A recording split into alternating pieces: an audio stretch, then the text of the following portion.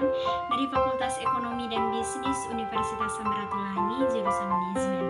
Video kali ini saya buat untuk memenuhi tugas ujian 3 semester dari kelas Bisnis Pariwisata 5B6, yaitu saya dari kelompok 4 akan membahas materi dari kelompok 3, yaitu mengenai strategi pemasaran destinasi pariwisata berkelanjutan. Dan berikut merupakan materi-materi yang akan saya bahas pada video kali ini.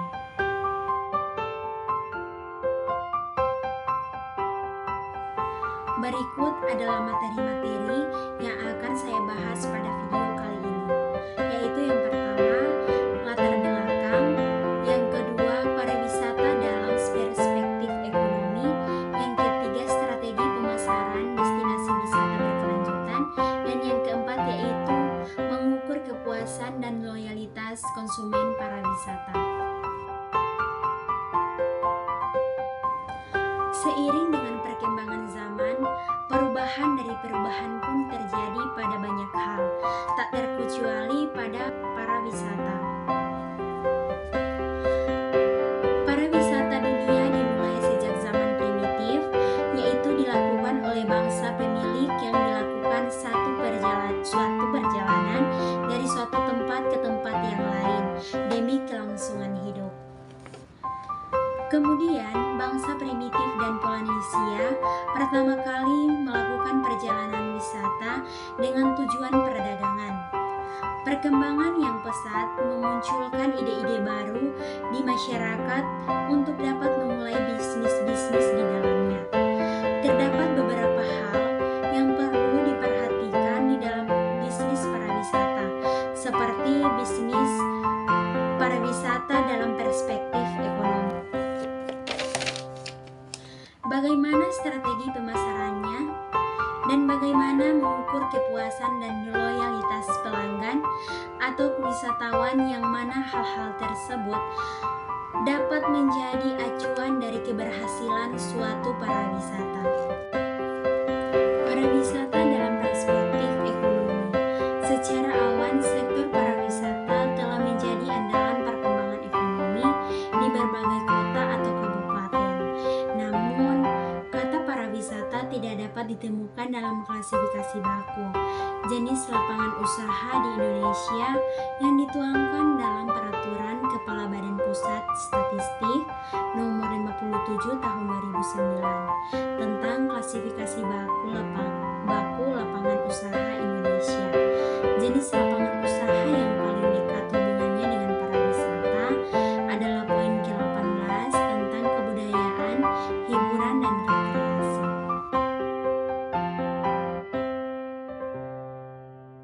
Terdapat 4 komponen dari livability, yaitu yang pertama, kesejahteraan sosial, yang kedua, vitality ekonomi, yang ketiga, ketersediaan infrastruktur, dan yang keempat yaitu kualitas lingkungan yang baik. Harus ada keseimbangan dari 4 komponen tersebut dan harus diadaptasi secara teratur.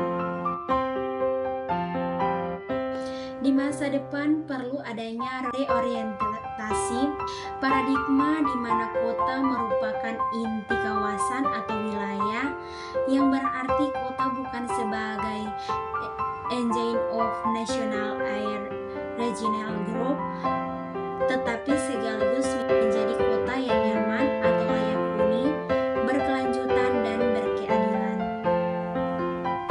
Apa yang dimaksud dengan semuanya itu? Yaitu yang pertama, nyaman atau layak huni atau livable, memenuhi kebutuhan manusia akan kenyamanan hidup, fisik, sosial, budaya, dan lingkungan. Berikutnya yaitu berkelanjutan atau sustainable, yaitu antisipasi terhadap perubahan iklim dan bencana alam serta memenuhi keperluan hidup manusia saat ini dengan tanpa mengabaikan keperluan hidup manusia di masa mendatang. Dan yang ketiga yaitu berkeadilan atau just, yaitu menyediakan ruang hidup dan berusaha bagi seluruh golongan masyarakat perkotaan. Dan yang terakhir yaitu pendorong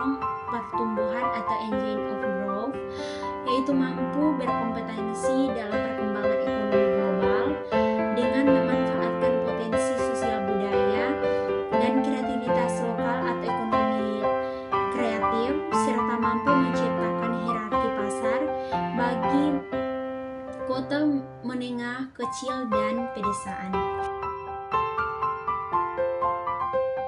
Berikut definisi dari pembangunan berkelanjutan, yaitu pembangunan untuk memenuhi keperluan hidup manusia kini dengan tanpa mengabaikan keperluan manusia masa depan.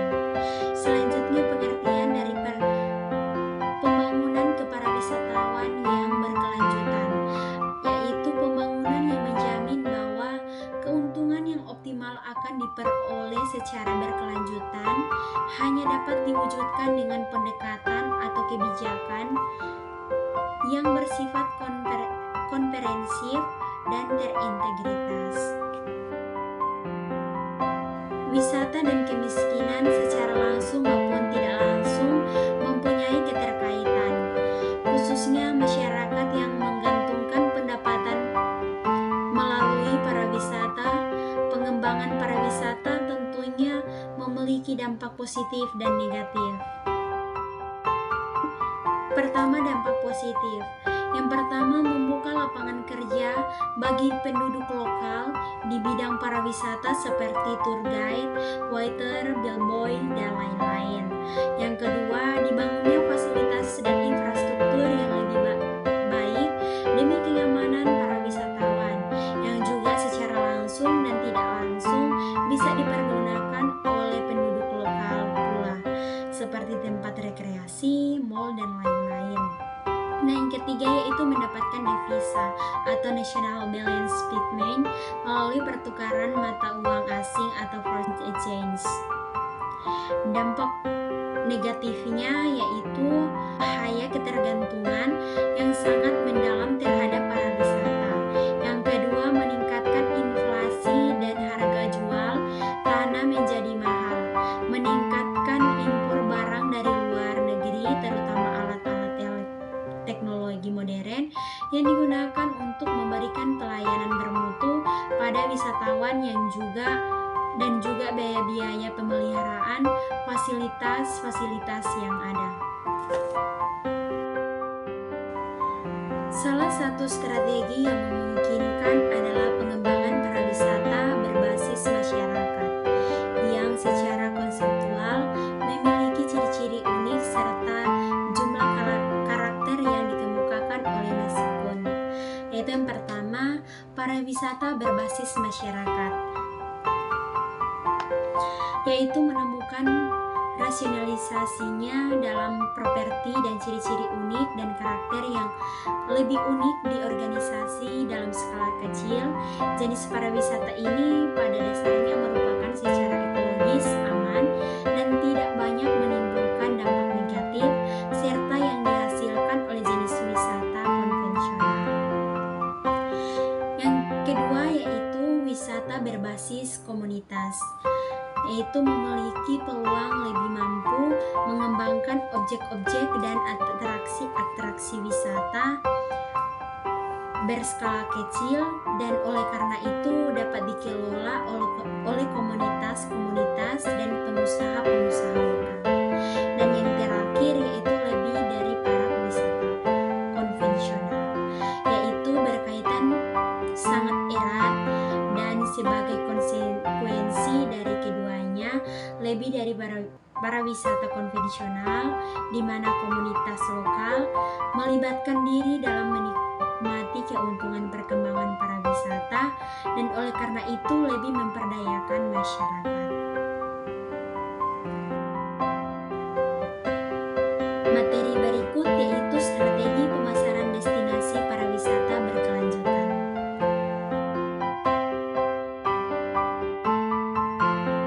Destinasi pariwisata berkelanjutan atau Sustainable Tourism Destination menurut Undang-Undang Republik Indonesia Nomor 10 Tahun 2009 tentang kepariwisatawan menyebutkan bahwa destinasi pariwisata adalah kawasan-kawasan geografis yang berada dalam satu atau lebih wilayah administratif yang di dalamnya terdapat daya tarik wisata, fasilitas umum untuk fasilitas pariwisata, aksesibilitas serta masyarakat yang saling berkaitan dan melengkapi terwujudnya kepariwisatawan. Laporan dari The United Nations World Summit 2005 menyebutkan bahwa pengembangan berkelanjutan meliputi 3 pilar yang penting, yaitu pembangunan ekonomi, pembangunan sosial, dan pelestarian lingkungan. Pemasaran pariwisata berkelanjutan atau Sustainable Tourism Marketing. Pada dekade 90-an, banyak pakar pemasar melakukan riset di bidang pemasaran untuk menemukan apa yang mereka sebut dengan istilah green marketing atau sustainable marketing, dengan harapan menemukan sebuah teori konsep atau praktik-praktik pemasaran pariwisata yang merupakan alternatif bagi pemasaran tradisional yang telah dikenal luas sebagai suatu proses pertukaran untuk mengejar keuntungan melalui kepuasan pelanggan yang dilayaninya. Pemasaran tradisional yang lebih memfokuskan kepada pemenuhan kebutuhan ekonomis melalui proses pertukaran dinilai banyak pihak tidak dapat lagi dipertahankan dalam rangka mewujudkan cita-cita berkelanjutan dari suatu destinasi pariwisata. Strategi pemasaran destinasi pariwisata berkelanjutan dapat dibagi ke dalam 3 tahapan, yaitu tahapan pertama identifikasi, yang kedua tahapan formulasi strategi pemasaran destinasi pariwisata, dan yang ketiga yaitu tahapan implementasi. Materi berikut mengukur kepuasan loyalitas konsumen pariwisata. Dengan pemasaran produk pariwisata, aspek kualitas produk dapat diamati dan dikategorikan sebagai berikut, yaitu yang pertama, keragaman produk. Hal ini menyangkut bukti fisik yang dapat dilihat oleh konsumen, menyangkut produk yang dipasarkan. Yang kedua, yaitu reliabilitas atau keandalan. Hal ini menyangkut konsistensi dari keragaman produk yang disediakan untuk konsumen. Reliabilitas juga menyangkut kepercayaan konsumen bahwa penyediaan produk mampu dan percaya untuk menyediakan produk dan layanan yang dijanjikan secara konsisten, akurat, dan memenuhi standar kualitas.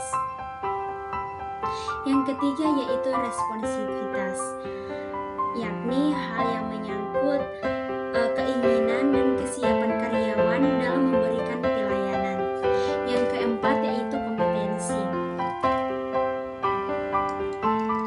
Yang keempat yaitu kompensasi. Hal ini berfokus pada pengetahuan, kemampuan, dan keramah-tamahan karyawan. Kompensasi juga menyangkut reputasi organisasi penyediaan layanan, karakteristik personil yang melakukan kontak langsung dengan konsumen, serta mampu menjaga kerahasiaan dan keamanan konsumen. Dan yang kelima yaitu empati. Hal ini berhubungan dengan perhatian ke konsumen secara pribadi, menyangkut kebutuhan konsumen, emosi konsumen, keluhan konsumen, dan sebagainya. Penyedia layanan juga harus mengenali pelanggannya, mempelajari kebiasaan dan kebutuhan konsumen secara perorangan, dan menyediakan bantuan secara pribadi untuk menjamin kepuasaannya. Berikut merupakan instrumen yang digunakan untuk mengukur variabel kepuasan wisatawan, diukur dengan 7 indikator.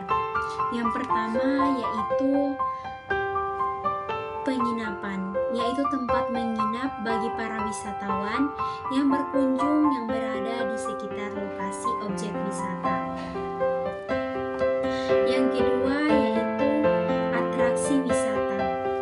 Yang kedua yaitu atraksi wisata, yaitu segala sesuatu yang ada di daerah tujuan wisata yang merupakan daya tarik agar orang-orang mau datang berkunjung ke tempat tersebut. Yang ketiga yaitu berbelanja, yaitu keadaan tempat-tempat perbelanjaan yang menyediakan cenderamata dan kebutuhan lain para wisatawan yang berada di sekitar objek wisata. Yang keempat yaitu makanan,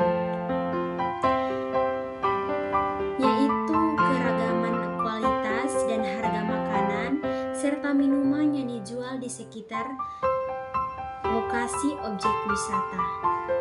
Yang kelima yaitu kegiatan atau acara, yaitu acara-acara yang ditampilkan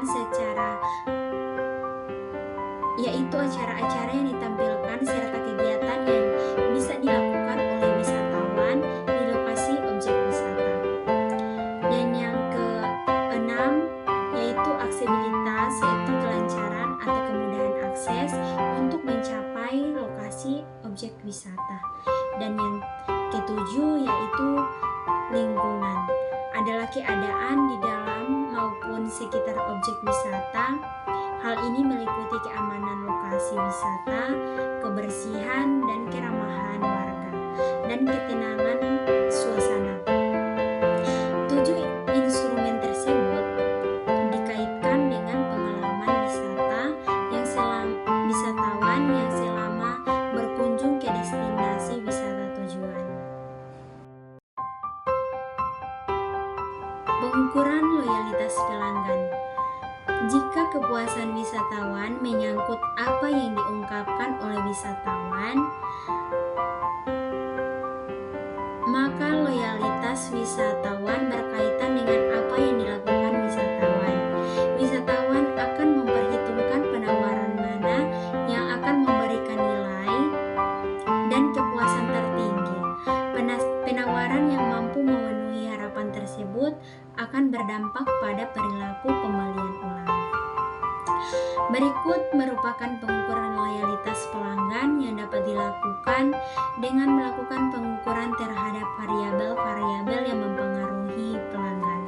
Yang pertama, pembelian produk atau penggunaan jasa berulang yang dilakukan, yaitu